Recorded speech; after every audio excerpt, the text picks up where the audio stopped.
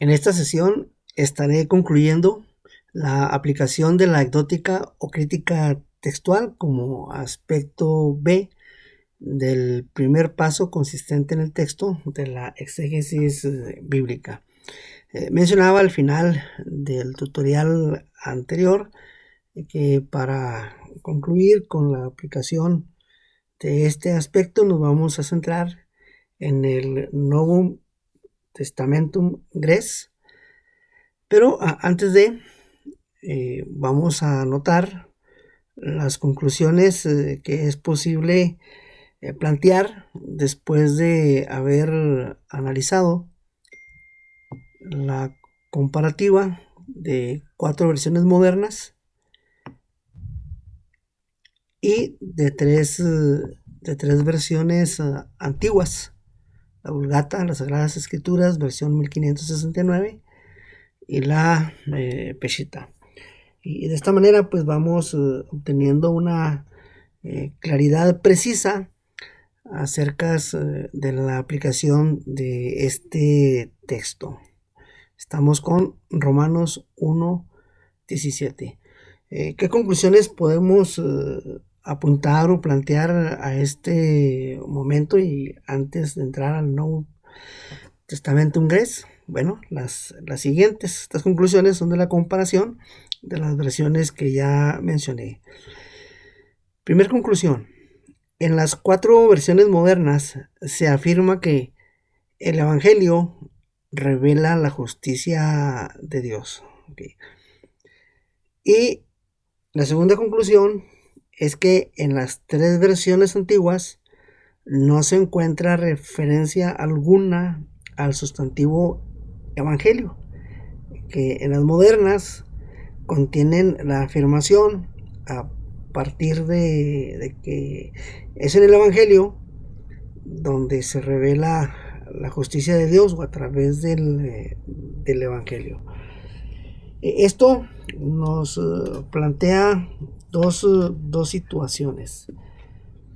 Las versiones modernas agregaron este término a su versión, o las versiones antiguas lo omitieron.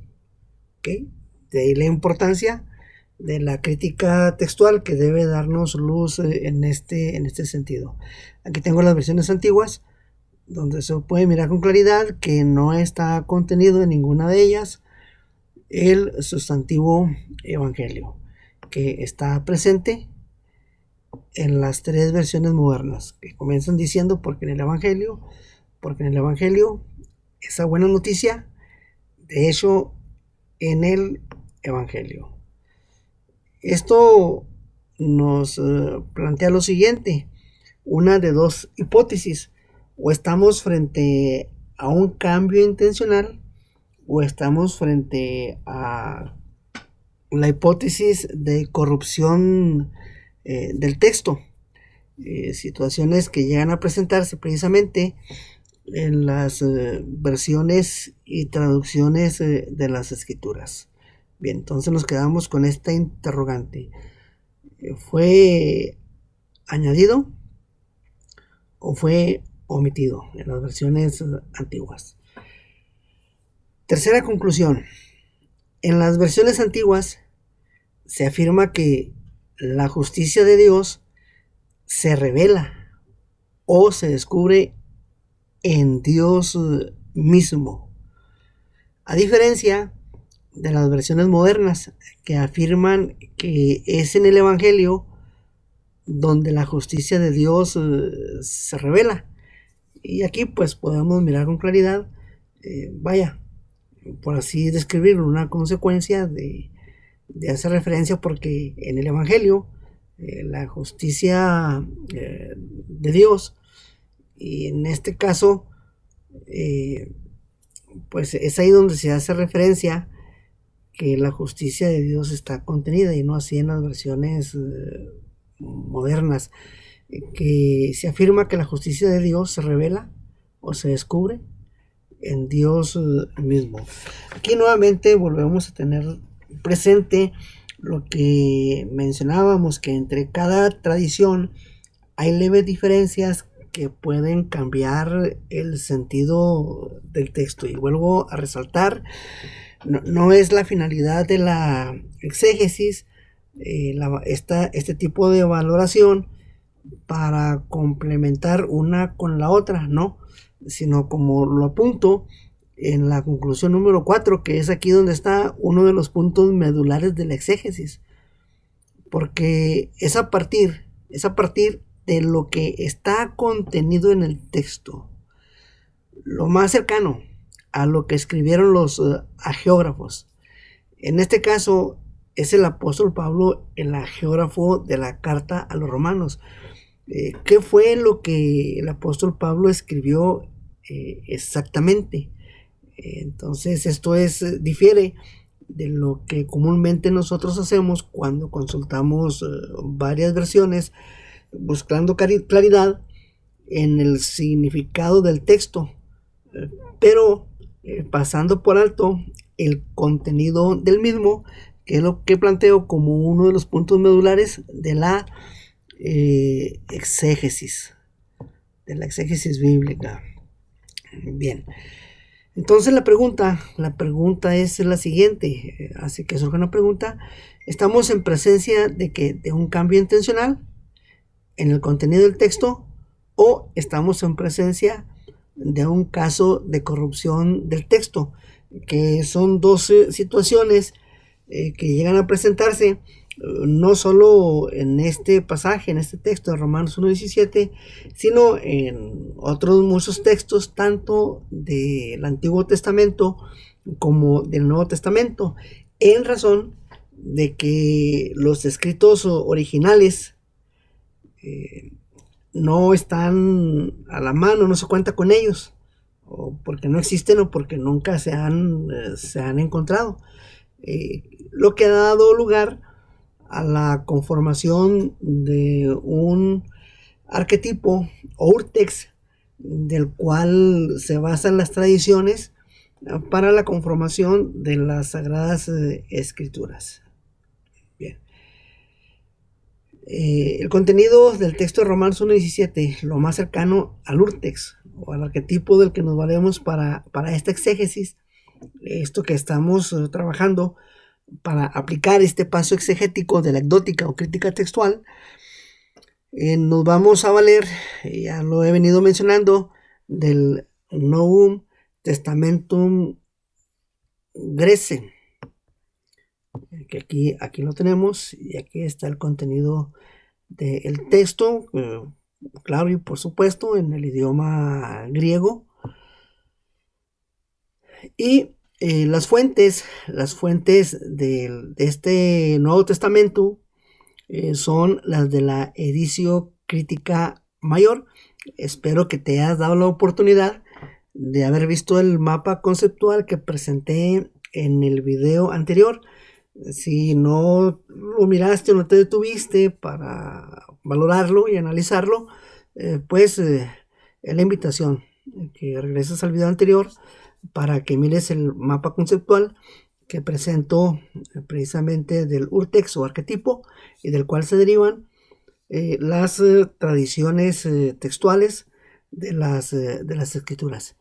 Y es así como llegamos al segundo aspecto medular de la exégesis. ¿Qué es lo que dice el texto? Ya lo mencionamos, en este caso, el Novum Testamentum Graece. Y nos pasamos precisamente al Nuevo Testamentum Graece.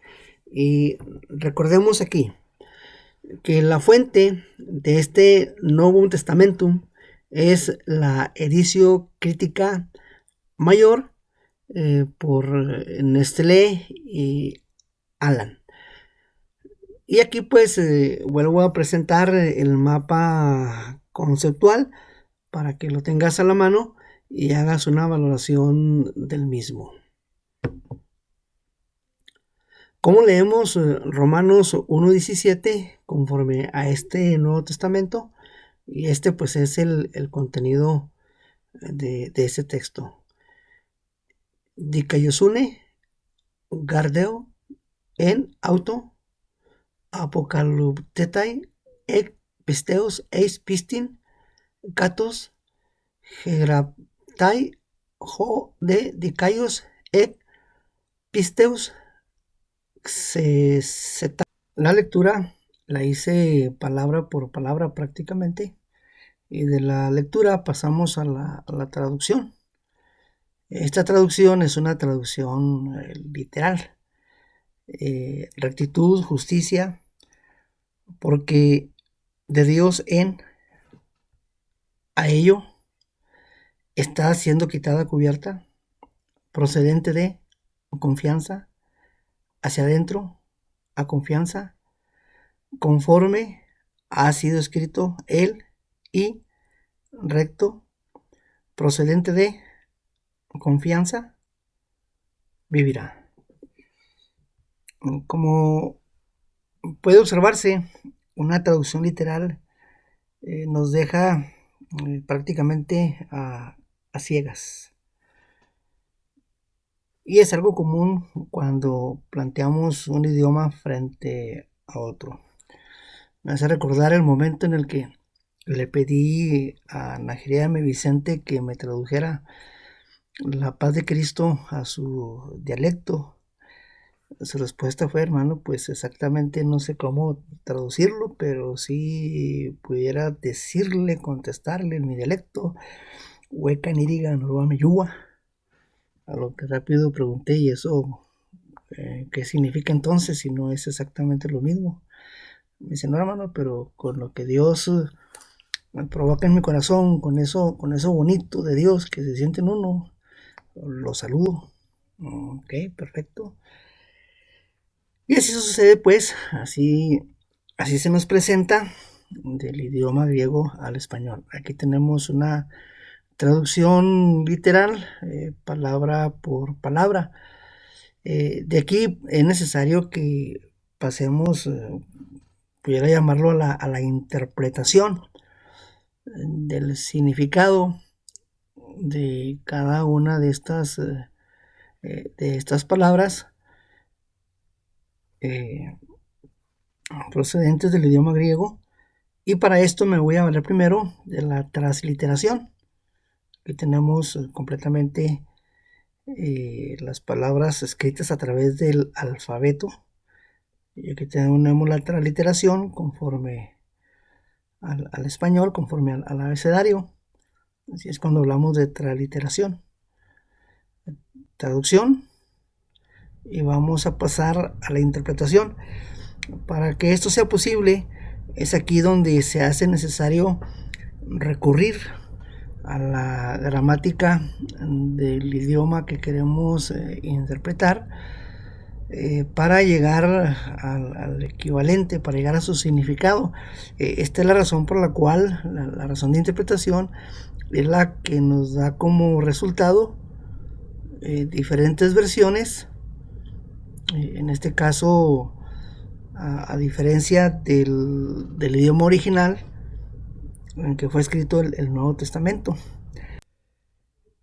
Esta experiencia me ayuda a ilustrar el porqué de las diferentes versiones de un mismo texto de las Escrituras, como el caso de Romanos 1:17, del cual nos estamos ocupando.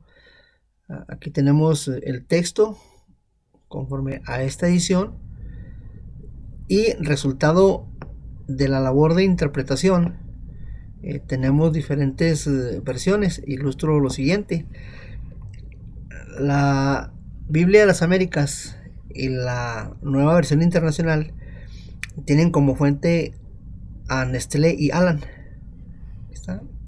En el caso de la Biblia de las Américas, la edición número 26 de Nestlé y Aland, hago la siguiente aclaración: la Nueva Versión Internacional no nos indica cuál versión, qué edición es de la que se valen para hacer el trabajo de traducción.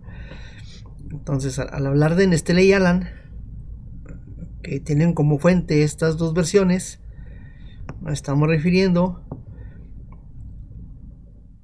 a a estas dos letritas, Nestlé y Alan. Así que se ocupan en, en editar este Nuevo Testamento, teniendo como fuente todavía una fuente más anterior, la Editio Crítica Mayor. Entonces, este solo hecho nos da como resultado dos versiones del mismo pasaje escritural con variantes en la forma en cómo conforman la interpretación. Resalto solo este aspecto porque en el Evangelio, de hecho, en el Evangelio, entonces ahí tenemos una pequeña variante.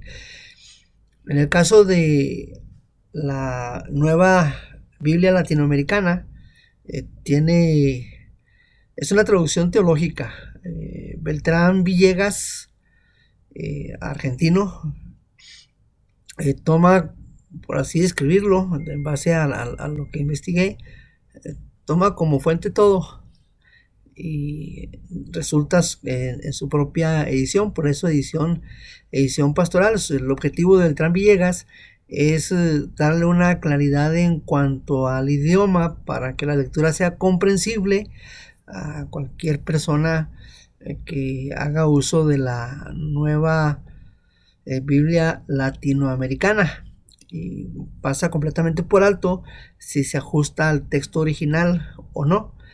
Y en el caso de la nueva traducción viviente, tiene como fuentes, además del Greek New Testament, al Nuevo Testamentum Grace, que es de Nestlé y Alan, esta edición del Nuevo Testamento Grace, con la aclaración que mencioné hace un momento, que para esta edición toma como fuente la Editio Crítica Mayor.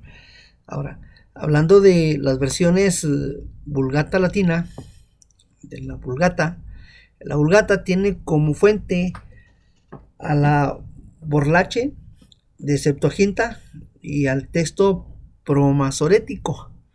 Entonces aquí tenemos una fuente diferente a la que nos vamos a ocupar con motivo de esta exégesis en el aspecto de la ectótica o crítica textual. En el caso de la Peshitta, tiene como fuente la Septuaginta propiamente y el texto masorético, la cual en su original es en un idioma árabe, el siriaco. Entonces, cuando nos encontramos ante la versión siriaca, se trata propiamente de la Peshitta, y del idioma siriaco se hace la traducción al español. Entonces aquí ya tenemos una distancia de por medio. Regresando a la traducción del texto, de lo primero que nos percatamos de su lectura, Dikaiosune Gar Deo en auto, traducción, rectitud, justicia, porque de Dios, nos podemos percatar que no hay alusión alguna al vocablo evangelio. Esto nos plantea en qué momento las versiones modernas dan por hecho, por sentado, en qué momento incluyen el sustantivo evangelio dentro del texto. Esta va a ser una tarea que nos va a quedar por ahí pendiente. De momento, sí puede mirarse con claridad que no hay alusión alguna dentro del contenido del texto al vocablo evangelio. Por otra parte, sería más enriquecedor aún que, además de contar con el Nuevo Testamentum Grace, se contará con otras ediciones del Nuevo Testamento para atender a una crítica vocablo por vocablo. En este caso, pues nos estamos valiendo únicamente de esta edición del Nuevo Testamento. Y continuando ahora con lo que es la transliteración, pero a su vez la traducción en base a la función gramatical de cada uno de los vocablos en griego contenidos en el texto, por cierto, griego koiné. El primer término que tenemos es dikaiosune, dikaios. En este caso, considero los dos vocablos por la función gramatical que tiene dikaiosune. ¿Qué función gramatical tiene? Estamos frente a un sustantivo nominativo singular femenino. Y como sustantivo expresa la función del sujeto, pero también puede expresar un atributo. De modo que al considerar todo el contenido del texto, valoro la importancia de cómo no perder en este caso el atributo de justo como carácter de Dios. Y es el primer dato interesante.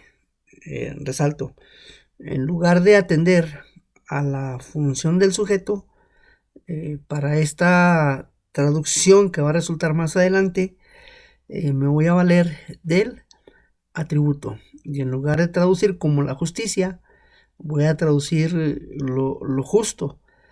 Pero ¿de cuál resulta la justicia de Dios? Del carácter justo, del atributo justo de Dios, resulta la justicia de Dios.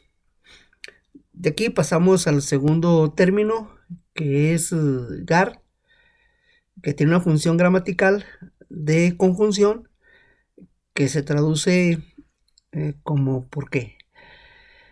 ¿Por qué? Perdón. Y como conjunción, su función gramatical es unir a dos sintagmas o dos oraciones, en este caso contenidas en el mismo texto, de modo que es dependiente la una como de la otra. En este caso, diakosune y deud, por esta función gramatical del vocablo, ¿sí?, conforman una unidad.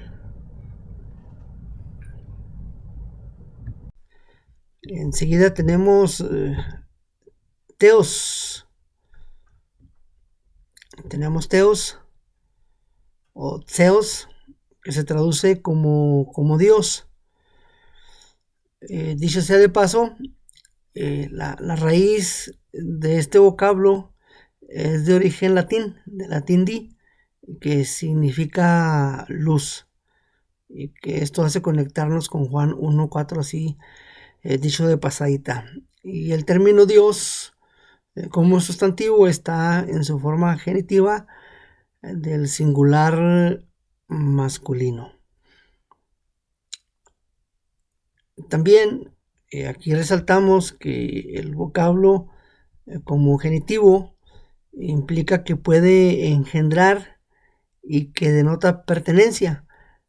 Aquí hay una relación fuerte entre dikaiosune y Dios, justicia y Dios. ¿Quién o dónde se genera la justicia o el carácter justo?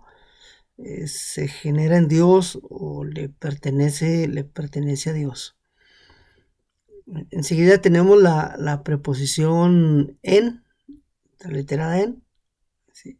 Lo que está, por cierto, lo que tenemos con letras en color naranja es el modo gramatical del griego koiné. Y en este caso, en denota posición e instrumentalidad. Esto nos apunta a preguntarnos dónde se origina la justicia, o en qué punto está posicionada la justicia. Y la respuesta la obtenemos del vocablo auto. Auto, que lo tenemos transliterado, que se traduce como a ello, estas cosas.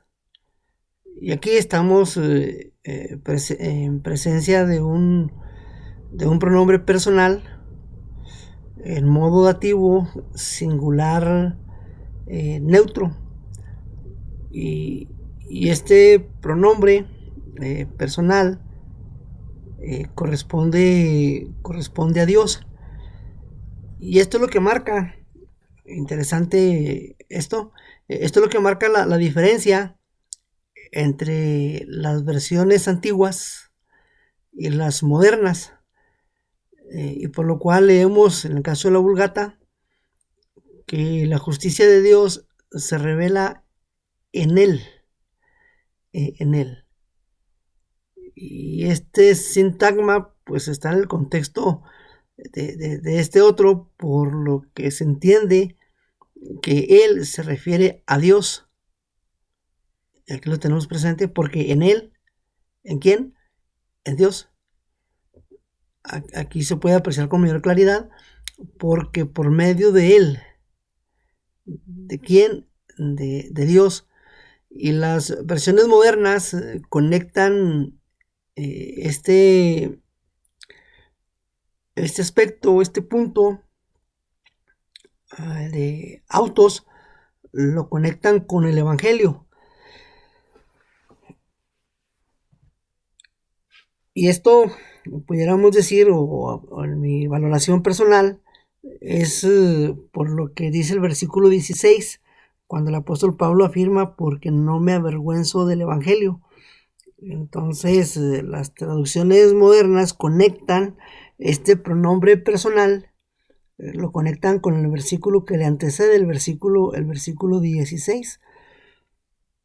Pero considerando las demás características como dativo singular neutro, pues está desconectado completamente del versículo 16 y está conectado con el contexto mismo del versículo 17 como pronombre reflexivo de sí mismo. Entonces es a Dios a quien se refiere, y resalto es la razón por la cual estas versiones interpretan esta parte del texto de la manera que lo estuvimos apreciando. De autos pasamos a apocaluptetai o apocalupto, que significa quitar la cubierta. Y esto pues nos da más claridad aún todavía de lo que significa revelar, que a su vez también se puede traducir como descubrir. Así es. Entonces se descubre para dar a conocer, o bien se revela aquello que está oculto y se hace visible. Esto es lo que a su vez se entiende por quitar la cubierta. Aquí estamos frente a un verbo presente, pasivo, indicativo, en la tercera persona del singular. ¿Qué luz nos da esto? Lo siguiente, que la característica de los verbos pasivos es que estos son reflexivos en sí mismo, y que a su vez indican como indicativo la acción que ocurre, en este caso en la persona que recibe la acción de este verbo. Aquí pues nos indica que está en la tercera persona, de modo que pues se refiere a aquel o aquella persona a quien le es quitada la cubierta o a quien le es revelado, en este caso, lo que la primera persona, Dios, revela de sí mismo a la tercera persona del singular, que es él. Entonces, aquí hay un punto interesante. Pasamos del él que se refiere a Dios a él que viene a ser, en este caso, nos conecta con el segundo la segunda oración que está contenida dentro del pasaje escritural. Bien. De apocalipto pasamos al vocablo ek. Aquí está, aquí vamos. Ek. La transliteración. Ek. Que significa procedente de. Es una preposición que denota origen. Y esto tiene que ver con el punto de donde procede el movimiento o la acción. Aquí nuestro punto importante, que se me redujo este renglón. Bien, voy a abrirlo un poquito más. Aquí está. Bien. Ek, me regreso. Ek, procedente de, denota origen, punto de donde procede el movimiento o la acción.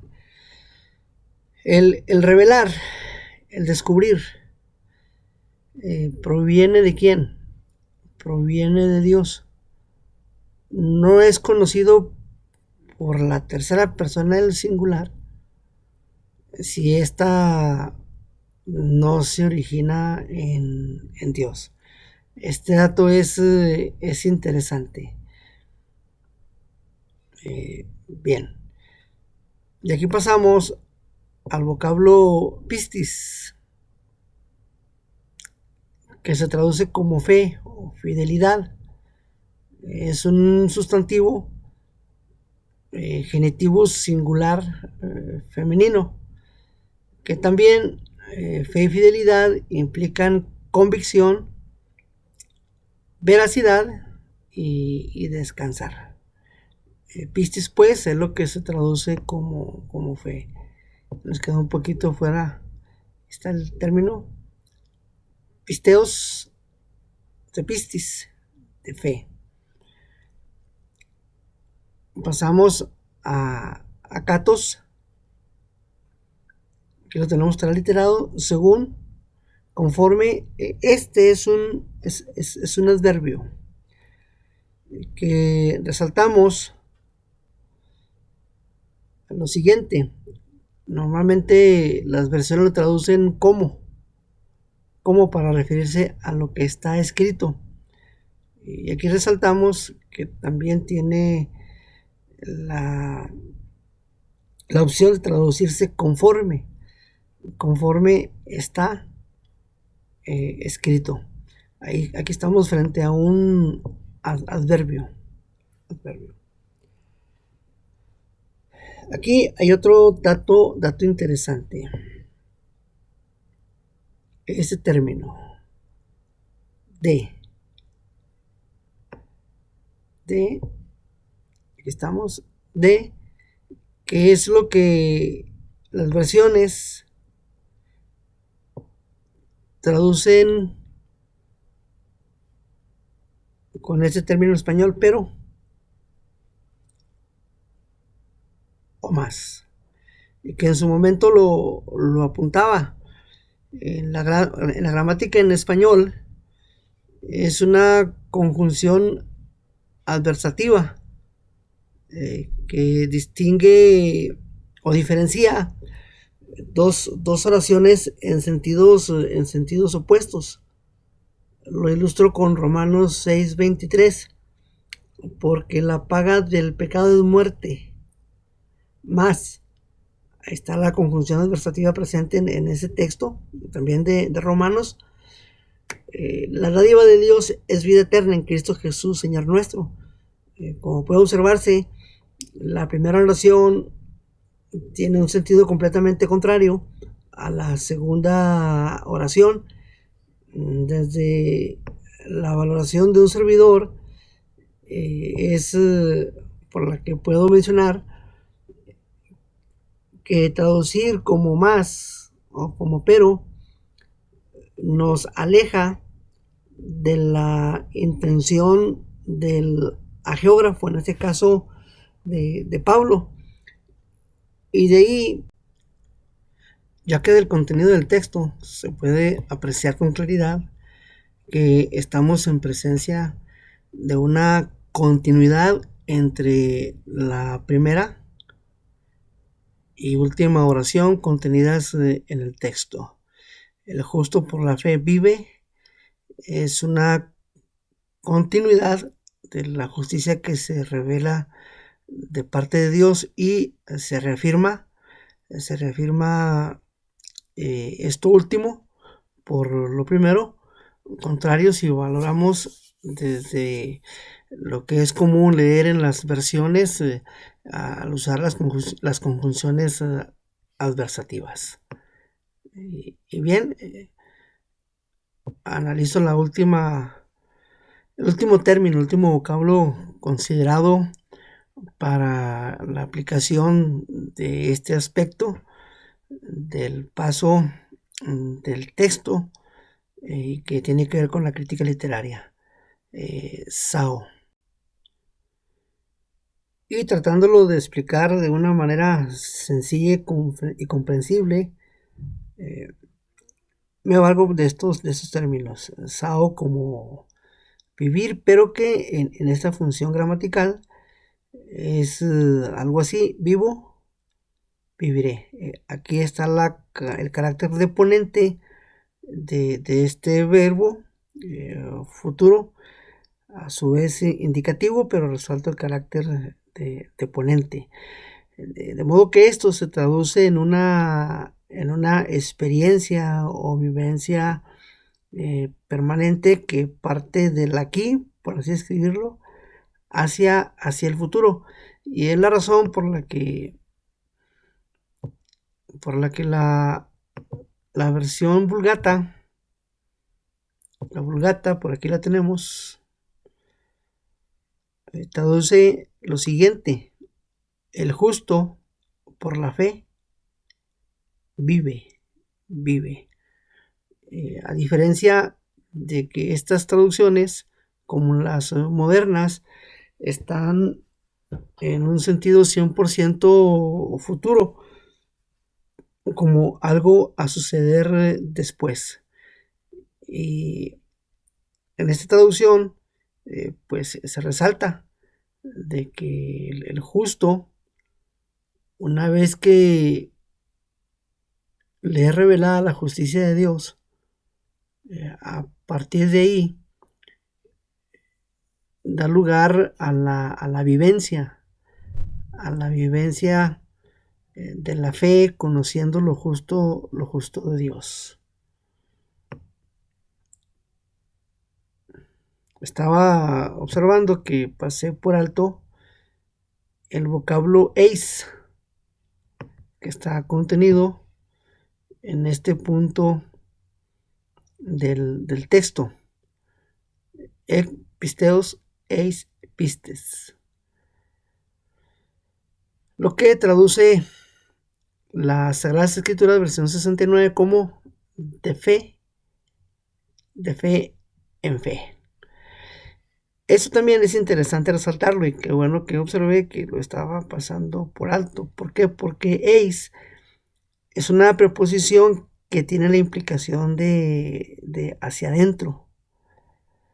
Y esto es lo que provoca que la versión 1569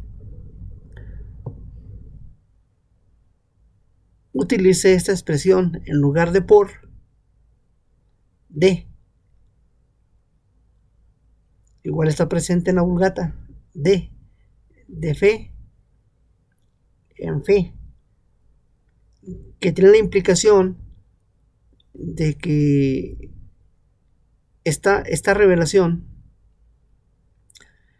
ocurre desde la fe, y esto implica una vivencia en lugar de un medio. Y a su vez también nos lleva a esta implicación: vive desde dónde, vive desde la fe, desde.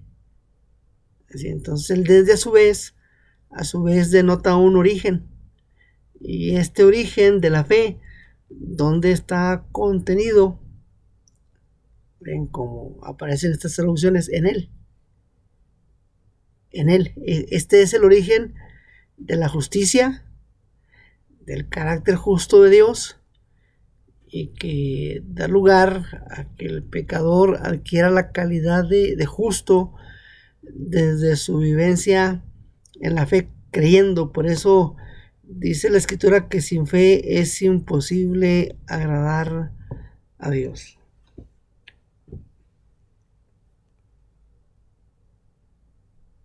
Bien. Hechas estas valoraciones, ¿cuál es mi conclusión? Aquí está mi conclusión, que es a donde nos debe de llevar como resultado la aplicación de la exégesis, la aplicación de los pasos de la exégesis bíblica.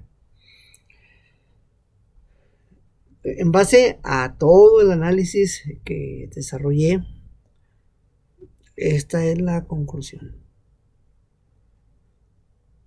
Porque lo justo de Dios quita la cubierta a quien es alcanzado por él, para que conozca su justicia, desde la fe y hacia la fe, conforme a lo que está escrito.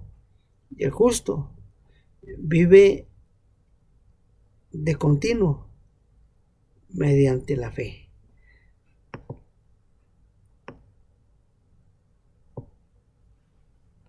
Okay. El justo vive de continuo mediante su convicción en Dios.